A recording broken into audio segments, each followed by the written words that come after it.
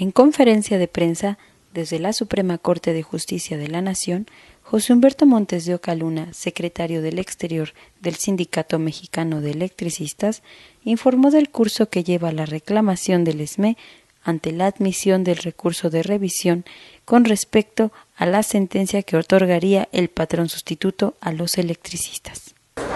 De aceptarse la reclamación del SME, se desecharía prácticamente de facto el recurso de revisión del SAE, lo que dejaría en firme la sentencia del segundo tribunal colegiado de circuito que nos otorga el patrón sustituto. El próximo miércoles 30 de enero se discutirá en la segunda sala de la Suprema Corte el recurso de revisión del SAE en contra del amparo directo otorgado al Sindicato Mexicano de Electricistas. El mal gobierno nos arrebató el trabajo y con esto nuestros sueños de una vida digna. Estas fueron las palabras de Vanessa, hija de una extrabajadora de Luz y Fuerza del Centro, quien leyó la carta que estaría dirigida a los ministros de la Suprema Corte de Justicia. Nosotras, mujeres electricistas, que hemos luchado durante más de 3 años en contra de una infamia del anterior presidente de la República, somos las que ahora nos dirigimos a ustedes para hacer de su conocimiento lo que ha significado nuestra vida desde aquel 11 de octubre del 2009, cuando el mal gobierno nos arrebató nuestros trabajos, aplastando nuestros sueños y proyectos de una vida digna. Martín Esparza Flores, secretario general del SME, ahondó en los aspectos jurídicos, exponiendo a detalle las irregularidades del decreto de extinción. El SAE, a través del despacho que hoy lo vemos aquí en las imágenes, de Humberto Cavazos Chena, este despacho de abogados que fue contratado por Javier Lozano Alarcón. Él fue el que lo contrató.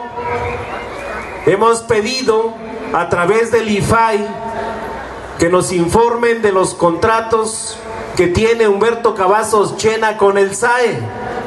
¿Y saben qué contesta el IFAI? Que no los pueden entregar porque es un asunto de seguridad nacional. Que si entregan los contratos, dicen que seguramente el sindicato los va a hacer valer y que vamos a ganar todos los juicios. Pero observen que no nada más somos los únicos interesados sobre este caso. Otras personas también solicitaron al IFAI los contratos que tiene Humberto Cavazos Chena, su despacho, con el SAE. Y afortunadamente ya los tenemos. Hoy se los voy a entregar al Procurador General de la República para que se observe, porque nada más en la página del SAE aparece un contrato de 66 millones. Y en los contratos que nos entregaron el día de ayer son más de 500 millones de pesos que se ha llevado este despacho. Fue el que demandó la terminación de las relaciones individuales y colectivas por caso fortuito y causa de fuerza mayor. El caso del SME es un caso que se ha trascendido en todo el país y a nivel internacional, compañeros. Por eso estos días serán importantes de qué va a definir la Corte sobre el recurso de revisión. Ya lo ha explicado el abogado. Ya la Corte en todas las instancias ya se pronunció. El 5 de julio del 2010, el ministro ponente, que hoy es presidente de la Corte, esperamos que no por ese proyecto haya llegado como presidente a la Corte, donde de manera insólita acuerdan aquí que el decreto de Calderón era constitucional. Para no hacerle toda la tarea a Calderón, dijeron, bueno, es constitucional, pero dejamos salvaguardados los derechos de los trabajadores, que lo hagan valer en la instancia correspondiente. Dice, es un tema de legalidad. y nos mandan a las juntas federales, cuando las juntas federales son un apéndice del Ejecutivo Federal. ¿Quién pone al presidente de la Junta Federal? Lo pone el presidente de la República. Son tripartitas, dicen, pero el presidente lo pone el Ejecutivo Federal. El representante del gobierno o del patrón es del mismo gobierno. El representante de los trabajadores es un representante del SUTER. Y entonces, ¿cómo esperar un fallo a favor de los trabajadores en la Junta, y más que está sobornada por este tipo de despachos patronales? El tribunal tiene toda la facultad para resolver. Y vean, de los 5 ministros de esta sala, los que todavía están aquí hoy se compone de la ministra Olga María Sánchez Cordero, está el ministro Sergio Armando Valls Hernández, el ministro ponente de nuestro caso es el ministro Luis María Aguilar Morales, está el ministro José Franco González Salas, y el que acaba de llegar es el ministro Alberto Pérez Dayán.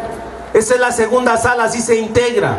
De estos 5, cuando votaron en mayo del 2011 no atraer el recurso de atracción, considerando que eran puros temas de legalidad, los que hoy siguen estando en la sala es el ministro Luis María Aguilar Morales, Sergio Armando Valls, Olga María Carmen Sánchez Cordero. Estos 3 ministros votaron a favor prácticamente de que el tribunal resolviera que no había temas de constitucionalidad.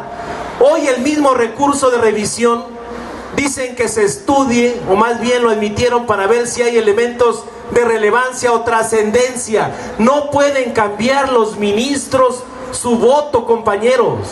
Ya votaron sobre el caso. Por tanto, si se discute aquí, estos 3 votos tienen que volver a ser en el sentido que votaron la sentencia de mayo del 2011. Por eso decimos que el asunto legalmente está resuelto, está juzgado en favor del Sindicato Mexicano de Electricistas, camaradas. Por eso, señores ministros, aquí estaremos hasta que se conceda la justicia a los trabajadores de este glorioso Sindicato Mexicano de Electricistas. ¡Que viva la resistencia! ¡Viva nuestros presos políticos! ¡Viva el Sindicato Mexicano de Electricistas! Hace una hora me recibió el Procurador General de la República, licenciado Jesús Murillo Caram. Llevamos el expediente de los 10 compañeros presos políticos que siguen en las cárceles del gobierno. Llevamos otros expedientes como el de Miguel Márquez Ríos, que el juez ya lo tiene en sus manos para sentenciar. Y llevamos el expediente de 1,200 compañeros, incluidos las averiguaciones previas en contra del Comité Central de Representantes. Las palabras del procurador dicen: pues este gobierno se les echó con todo. Dice, querían acabarlos. Dice, no pudieron.